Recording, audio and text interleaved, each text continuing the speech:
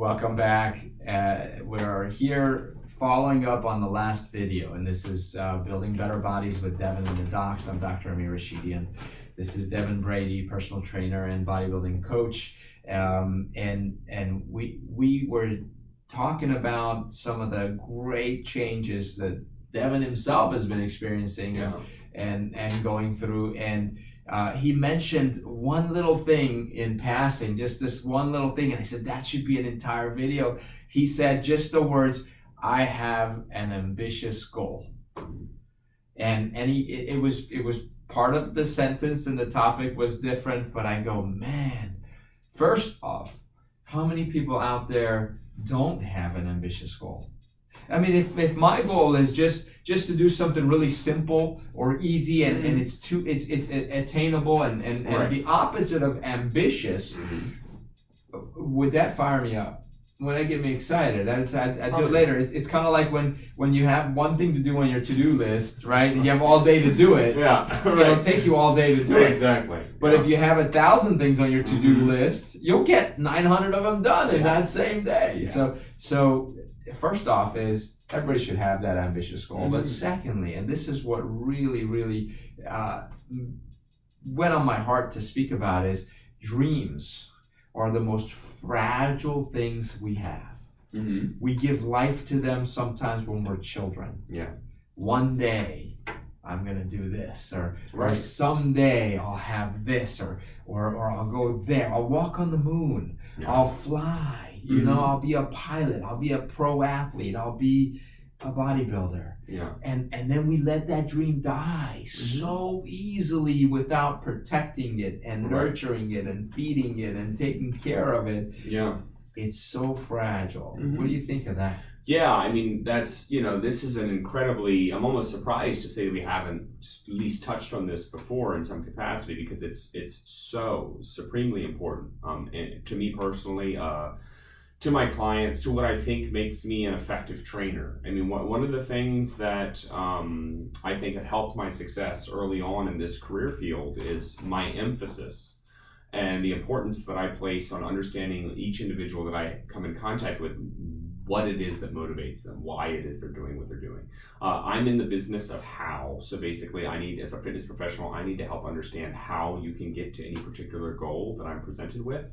But what's so much more important to me, at least from the initial perspective, anytime I'm meeting somebody for the first time, is why, And part of that, why am I doing this, is understanding what it is that you want to accomplish. What is your goal, right? Like, I need to understand, I need to take that first preliminary 30, 45, 60 minutes that I'm meeting a stranger for the first time to say, why is it that you're in here? Why are you investing in yourself? Why are you seeing that as important? What it is that you're trying to accomplish in the next 1 month, 3 months, 6 months? Where are you in that time? What do you look like? What do you feel like? Like, help me to paint that picture. And I'm doing that for two reasons. One, because I'm genuinely curious. And I think that knowing that information is going to make their and my relationship much more successful. The other is I'm testing them. I'm testing them to understand how much of this they've thought about before. So their ability to answer those questions freely and confidently and intelligently to me shows that the amount of legwork has been done up till then, that they start to think in those terms. Because the one thing that I find, Dr. Amir, that is overwhelmingly surprising is the number of people that don't know. Like, I am the type of person, and we can certainly get into this in this video and many more, that, I have had a dream that I can materialize very, very well from a very young age. Like, I knew what I wanted to be. I knew what was going to bring meaning and impact and legacy to my life. And I have made drastic decisions along the way in order to fuel that dream. Some of them very risky, some of them very dangerous, some of them, like, people, a more rational mind would say that wasn't the right decision, that wasn't the responsible decision to make at that time. But to me, to sacrifice the dream, for something else, something safer, something more comfortable, was unacceptable. It was something that I was not willing to do. So I'm one end of the spectrum where it's you do not lose the dream at all costs. You keep going, you keep pushing, you keep visualizing and imagining and working towards that goal. The staunch opposite of that same spectrum is some of these individuals that I meet that they don't even know what they want to do with the next month. Mm-hmm. And, at first I was back on my heels and I had to say, what?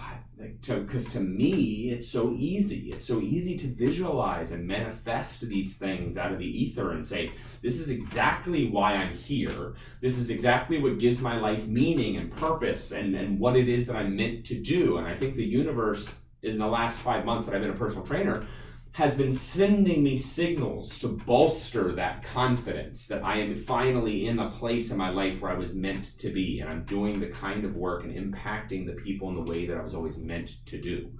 But that's only just now happened. The dream that I've had has been a manifestation of 20 plus years of, I think I want to do this. This is what I want to do. I want to start moving in this direction. So just because it's now starting to bear fruit, it was an exercise that took 20 years to get off the ground. But with that being said, it's so important. It's so important that I stress to people who don't have the tool set to necessarily do that on their own, why it's important. You need to have that target. I mean, think about bow, think about archery, use the metaphor. Right. How many times are you going to hit a target that you don't aim at? The answer is 0. So how many times are you going to achieve a goal that you can't manifest or image appropriately? 0. You've got to have a target so you can aim and mark, make the mark, shoot at the target. Of course, correct. Right, exactly. So you have to know where you're going. And that doesn't mean you're necessarily going to get from here to there. You can move tangentially along the way. It's not going to be a straight shot. Sometimes we got to move. Sometimes in chasing what we think we want, we understand what we really want, and it's over here or over here. Yeah. But it's the action of setting the first mark and moving towards it that helps to open up that visibility and imagery on everything else. So it is an essential first step, and it's something that I talk with all of my clients about. And whether I use the terminology of dream or purpose or imagery, it's all different, but it's under the same umbrella, which is basically setting a goal, being able to really envision it, not just being like, oh, I want to lose 50 pounds. But what does that look like? What does it feel like? How is it that you're going to accomplish that? What are you willing to do to accomplish that? What are you willing to sacrifice to accomplish that? I mean, it becomes such a bigger conversation when you start to take the idea of dreams and goals seriously. Several years ago, there was a 50-year-old gentleman who was a freshman on a Division I football team. That's right. And he got to play football. Yeah. And it was his dream. Yeah. To do it. Now, 50 years old, how many people do you think said that dream should die? That dream is dead. That dream has no merit. And then okay, so let's say, because I felt like some of the people who quit on their dream, it's not that they didn't have the dream, it's because they feel it's impossible. So let's say in my mid-40s, let's say my dream is still to be a professional football player. And anyone who hears that is going to take a look at me and go, really? Like it was your dream, right? Okay. And let's just say play along, right? Because I like football. That is not my dream to be a football player. But what if it was? Yeah. And let's say my mid-40s, let's say I've got a bad knee and a bad back and a bad neck and no arm to throw with and no, let's say all that stuff. And then you look at my life and you go, okay, but is that still your dream? Yeah, okay. So what should you do? Are you doing anything in football right now? Yeah. Are you maybe like mentoring a football player just so you can be around it? Are you coaching a little league football team just to be in it? And what if I mean the world is packed full of people who, like you said, you start to pursue one, you realize what you really wanted wasn't that, but you don't know till you pursue it. That's right. And what if what you really wanted was similar to that? And what if I get back into football, let's say, and I start doing certain things in football, and I start really realizing, no, what I really want to do is help someone else achieve their goal of being a professional football player, and I can live through that person, and maybe I'd enjoy that even more. You know why? Because then I wouldn't just do it for one person. Right. What if I did it for a dozen people? What if I helped a dozen people or even more reach that same dream, and I got to be on the sidelines and just be part of it. What if that's what I really wanted? But you won't know if your dream was something that seems impossible right now, and you have gone 180 degrees away from that. Yeah. Our advice to you would be is turn around and start going towards it. Yeah. See what happens. There's a line in a movie, not a movie, it's a book called The Alchemist, Okay. that says the world will conspire to make your dream come true. But you gotta walk towards it. Absolutely. Absolutely. And I think that you said it so well there. I mean, when people think about, there is a gray area, when we're talking about dreams, when we're talking about accomplishments and legacy, it's not a zero-sum game. It's not okay, if your dream, again, hypothetically, if Dr. Amir's dream was to play in the NFL, I would ask him first why. Why is it, what is it about the NFL that is it your dream? Like, is it the act of playing football? Because then as soon as it's that, then it opens up, right? Yeah. The realm of impossibility. Right. The realistic nature of you being able to run out of the tunnel in an NFL stadium as part of an NFL team at this point in your life is reasonably very low, if not all but gone. But that doesn't mean that it's impossible or that you should give up, but rather go through the mental action and exercise of distilling that down into its basic parts. And then what we're going to realize is, no, it's not necessarily the glitz and the glamour and all the things of professional athletics that you're drawn to, but the sport of football. And you love football, and you love the energy, and you love the athleticism. Well, guess what?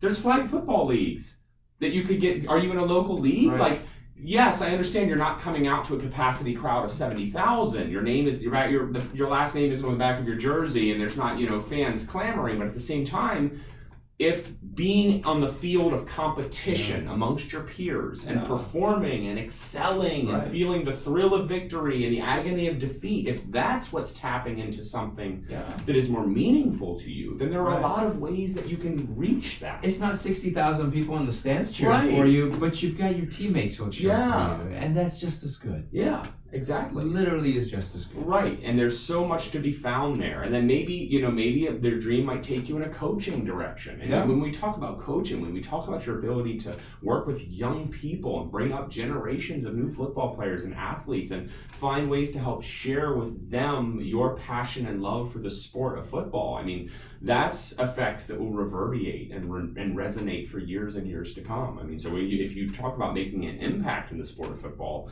you really don't know. There's so many avenues by which you can do that. Volunteer, boys and girls clubs, like youth football teams, all of that stuff.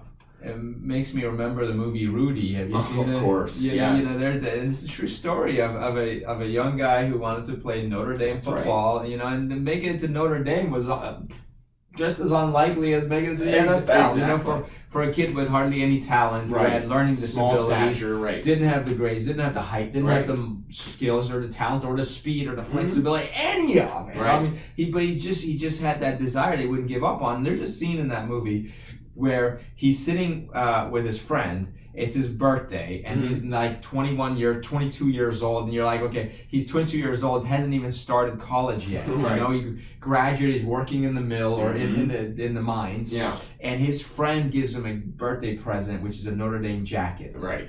And he opens it and goes, wow, you're the only one who ever, believed in me. Yeah. You're the only one who ever took me seriously. Yeah. And his friend says that his dad always said, dreams are what make life tolerable. Because that dream is what kept him going for 5 years in the mines. Yeah, right, exactly. Busting his back, saving money so he could pay first year's tuition or one semester's tuition to go to Notre Dame. And he goes, I've saved up, $2,000 already or $3,000. And his friend says, wow, good job. And they both know that's not nearly enough for him to do it. But if you haven't seen the movie, you should. Because at the end of it, he gets his dream. Yeah. And it's in the most unlikely way. Yeah. And it was enough. And it was good enough. And in process of chasing his dream, he got a whole lot of other stuff too. Yeah, absolutely. He had all these brothers and sisters who all went to college because he did. Nobody older than him went in his family. Right. He was the first one to ever go to college. What did he do for that family for generations to come and after that? And then there was a movie that we got to watch and enjoy too. Exactly. Anyways, my recommendation is chase your dreams. Always. And what it requires is you just take one step. Just one step. One step. And that step might be you step into One Life Fitness today. Yeah. You walk in and just say, hey, I saw this video. These guys were talking, and I want to maybe train with Deven once or twice and see what it's like. And I want to get my 7-day pass. I've never had a gym membership, or I have another gym membership, but I want to see what it's like here because I like what these guys are talking about. And that one step allows you to take the next step because you can't take 2 steps at once, right? That's right. So that second step might not seem possible, but once you take the first step, now it's okay to take that next step and the next step. Next thing you know, you're working towards your dream, or maybe you have a new dream, and the world opens up to you. That's right. Absolutely right. So hopefully we'll see you in the gym. Yeah.